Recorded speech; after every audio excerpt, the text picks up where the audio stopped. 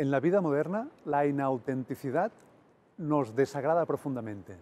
Sentimos que la credibilidad del mundo y de los individuos que nos rodean está en cuestión, que a nuestro mundo le falta autenticidad. Y por eso valoramos mucho a las personas y las culturas que percibimos como auténticas. Ahora bien, ¿esto ha sido siempre así? ¿Y qué es la autenticidad? ¿Cómo la podemos definir? Porque lo mismo que sucede con otros grandes conceptos como cultura, pueblo, democracia o individuo, cuando nos detenemos e intentamos atrapar el significado de autenticidad, lo que nos parecía tan evidente se nos escapa de las manos una y otra vez. El concepto de autenticidad es difícil de atrapar porque, tal como pasa con otras grandes nociones como cultura, pueblo, democracia o individuo, nos ayuda a pensar y a tomar posición en relación con los cambios propios de lo que denominamos modernidad y el paso del antiguo régimen a lo que hoy en día consideramos como sociedades modernas. Son nociones que recogen sin que nos demos cuenta todas las contradicciones, paradojas y tensiones no resueltas de este cambio tan importante.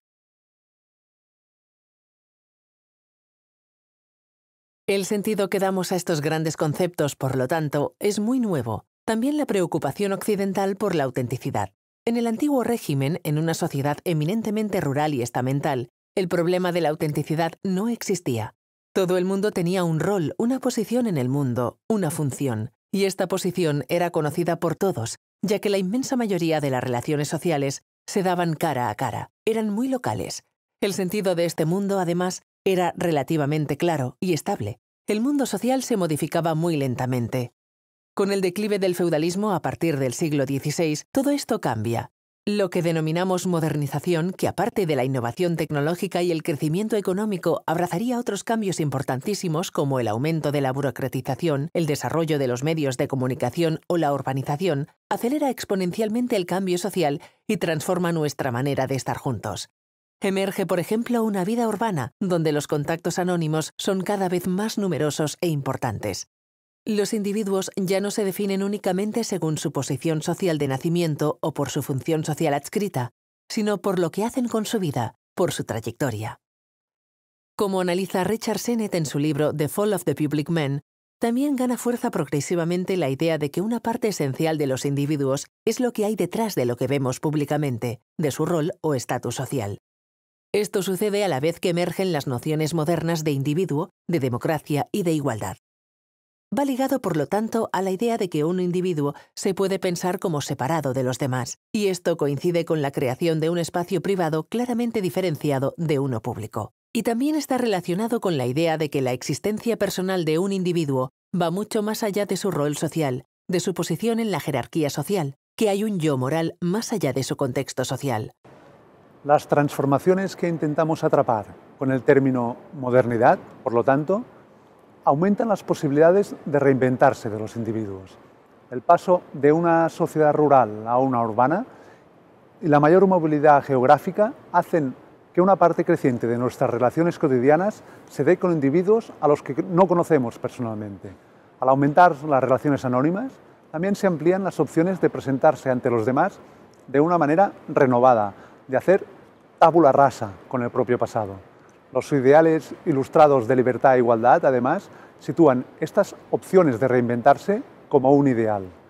Cuando todo esto se generaliza, gana fuerza lo que denominamos problema de las apariencias, el problema de saber si nuestro interlocutor es sincero y si lo que nos muestra es verdad, de saber si nos engaña. Esta es una de las grandes preocupaciones, por ejemplo, de las protagonistas de las novelas de Jane Austen.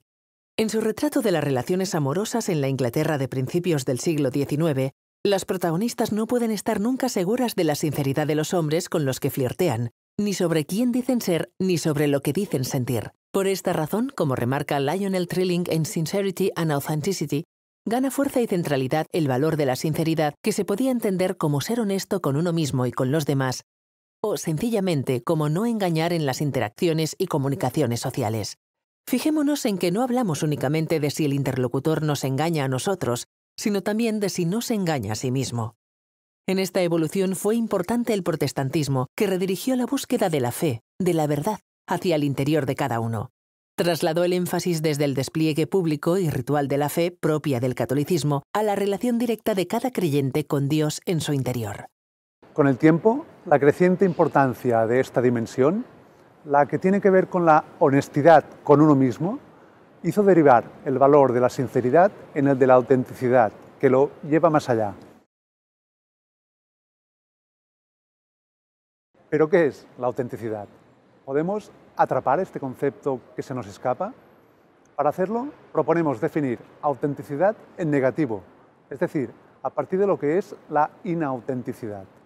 Dejemos claro, en primer lugar, que nos interesa hablar sobre todo de la autenticidad del yo y de los colectivos, y no tanto en términos de trazabilidad o verificación de la originalidad de un documento o una obra de arte, a pesar de que en todos estos casos el mensaje de fondo es el mismo. Hay una supuesta realidad o verdad originaria con un valor superior, esencial. Es decir, todas las maneras que tenemos de utilizar la noción de autenticidad comparten el hecho de hacer referencia a una corrupción de un yo o un colectivo supuestamente verdaderos.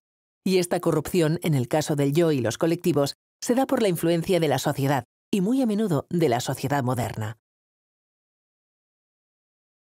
Vemos aquí, por lo tanto, por qué es un concepto inseparable del advenimiento de la modernidad, porque nos ayuda a pensar el malestar que nos genera el cambio social o la falta de un sentido socialmente consensuado en las sociedades plurales que emergen.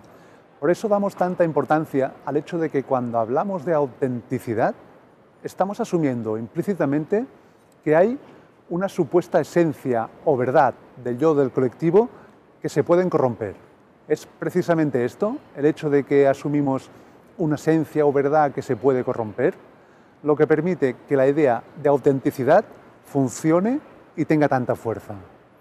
Sin embargo, si analizamos los usos que hacemos del término, veremos que a pesar de compartir este elemento, el de la supuesta realidad o verdad originaria o esencial, y el de su corrupción por la influencia social, en la práctica hacemos usos muy diversos de él, incluso opuestos. Cuando hablamos de una persona o de una cultura auténticas, podemos estar haciendo referencia a cosas muy diferentes según el contexto.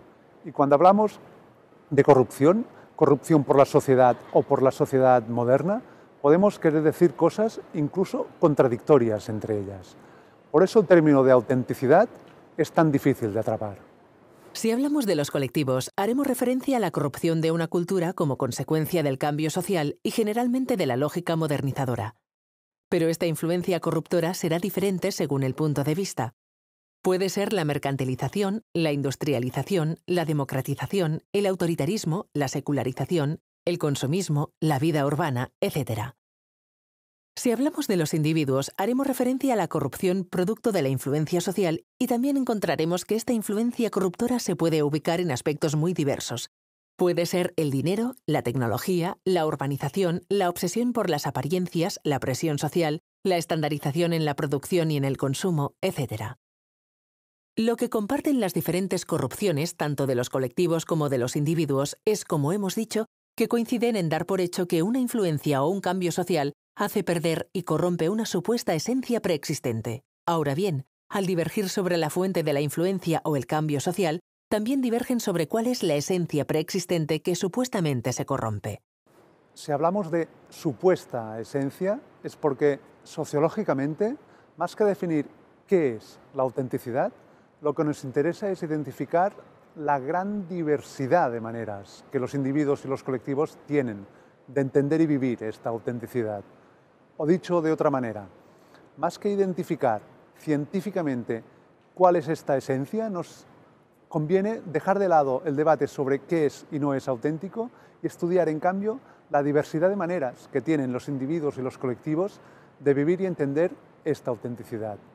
Y no solo esto, sino que además, en lugar de ir a mirar directamente cómo viven y entienden la autenticidad, al ser esta a menudo más implícita que explícita, nos será más fácil fijarnos en cómo viven y entienden la inautenticidad.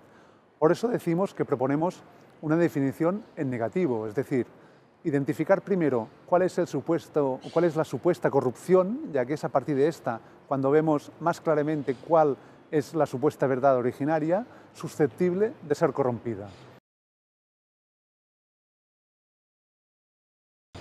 Esto lo veremos más claro si analizamos ejemplos concretos. Empecemos por los que hacen referencia a los colectivos. Veamos diferentes maneras de entender la inautenticidad y, por tanto, diferentes maneras de corrupción de una supuesta autenticidad. Un elemento que a menudo genera fuertes debates en torno a la autenticidad es el de la tecnología. Para muchos, la tecnología es una fuente de corrupción y pérdida de autenticidad. Desde este punto de vista, la tecnología nos aliena, nos distrae, nos impone una vida artificial. Los que rechazan los teléfonos móviles espabilados, los que prefieren escribir a mano o los que critican la música electrónica como prefabricada, a menudo lo hacen en estos términos. Para otros, en cambio, la tecnología puede ser una fuente de autenticidad. El arte futurista a principios del siglo XX y su visión positiva de la tecnología implicó un giro importante en este sentido. Como también encontramos giros parecidos cuando durante el siglo XX en la música popular se empezó a usar el micrófono, la grabación, la guitarra eléctrica o los sintetizadores. En el mundo de la música, cada innovación tecnológica genera discusiones y posicionamientos opuestos sobre su autenticidad. Lo que para algunos es una corrupción, una alienación de una autenticidad preexistente, para otros es una apertura de nuevas vías de experimentación que permiten romper con la conformidad, la tradición, el inmovilismo o la estandarización. Otro ejemplo en relación con los colectivos es el del turismo. Tendemos a pensar en las culturas y tradiciones del pasado como auténticas, en cuanto que no corrompidas por la modernidad. A través del turismo perseguimos lugares y culturas que creemos únicas y auténticas, lo cual a menudo genera la paradoja de que al popularizar la búsqueda de una determinada autenticidad, acabamos corrompiendo esta supuesta autenticidad que intentamos atrapar. Son muchos los que creen que esto es lo que le está sucediendo a Barcelona. Cada vez son más las voces que denuncian que la ocupación de las Ramblas y otras zonas de la ciudad por parte de los turistas ha convertido estos espacios en simples decorados sin alma y está desnaturalizando la ciudad en su conjunto. Si hablamos de los individuos, hemos dicho que tendemos a pensar en la autenticidad como la no corrupción por la influencia social o externa. El arquetipo de esta idea de autenticidad es la del artista, a quien a partir del romanticismo del siglo XIX y de manera particularmente acentuada con la institucionalización de la idea de la bohemia, imaginamos como genio creador por encima de las convenciones y del conformismo social. Por eso esperamos que los artistas se mantengan fieles a sí mismos y a su arte, que resistan la presión para vender más, la fuerza de las convenciones o el peligro de que la fama se les suba a la cabeza. Esperamos, en definitiva, que no se corrompan. Pero fijémonos en que también, en este caso, ni todos entendemos la corrupción de la misma manera, ni juzgamos igual a un mismo artista.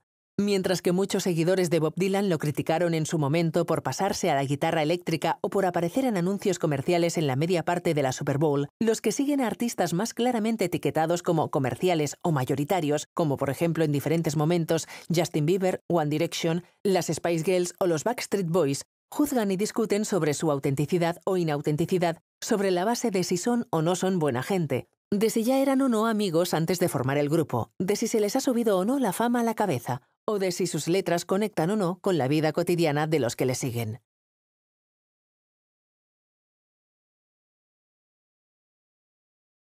Todos estos ejemplos evidencian que si bien la búsqueda de la autenticidad es una constante, la manera como la entendemos depende mucho de cada contexto en concreto, de cómo definimos socialmente en cada lugar y momento lo que es auténtico y lo que es corrupto.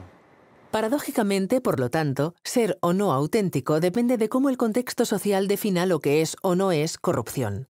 Se desenmascara así la ingenuidad de fondo en la manera como hablamos de autenticidad, su esencialismo implícito.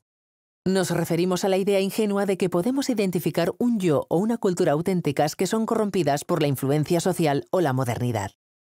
La creencia en una autenticidad preexistente y esencial olvida que cualquier individuo o cultura y la misma idea de autenticidad son lo que son precisamente en cuanto que social e históricamente configurados por el lenguaje, las normas sociales, la historia, la educación, etc.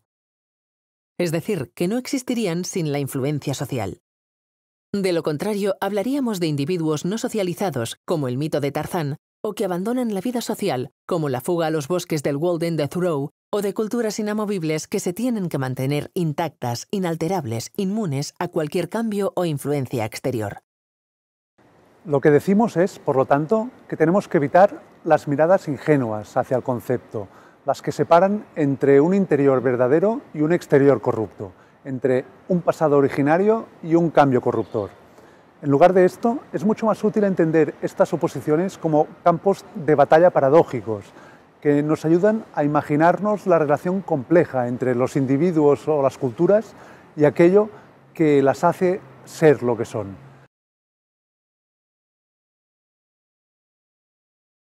Desde este punto de vista, hay diferentes maneras de afrontar el concepto. Autores como Andrew Potter consideran que la autenticidad es un enorme autoengaño y que es muy perniciosa, puesto que al rechazar el vínculo colectivo como inauténtico nos atrapa en el narcisismo y nos condena a competir unos con otros para diferenciarnos de la masa inauténtica. Otros autores como Charles Taylor o Charles Guignon destacan que si conseguimos recuperar la vertiente de virtud social que había tenido en su momento, la noción puede ocupar un papel central para el funcionamiento de la democracia en la manera como damos forma al individualismo y sus paradojas en nuestro contexto histórico. Para estos autores, si la idea de autenticidad tiene tanta fuerza es porque nos ayuda a dar forma a la tensión entre fidelidad al pasado y voluntad de progreso, o sobre todo, entre individuo y sociedad, entre autonomía individual y conformidad al grupo. Si la idea de autenticidad es importante para la democracia es porque ésta necesita individuos que puedan pensar y actuar, si hace falta, en contra del pensamiento dominante, de la presión social, de la conformidad. Esto explicaría que cuando pensamos que alguien es inauténtico, tenemos la sensación de que nos ha fallado, que tiene poco valor, que no ha sabido mantener una posición verdaderamente valiosa de fidelidad a la búsqueda de la verdad, que se ha dejado corromper por la presión y la influencia sociales. Estos autores, por lo tanto, defienden que mientras no caigamos en la ingenuidad, como tan a menudo hacemos, de pensar la autenticidad como una esencia y de creernos que cualquier convención o influencia social corrompe esta supuesta esencia y que la verdad está solo dentro de nosotros o en el pasado, la idea de autenticidad puede ser una herramienta para trabajar la tensión entre individuo y sociedad, entre pasado y futuro y, en definitiva, para dar forma a la manera como estamos juntos.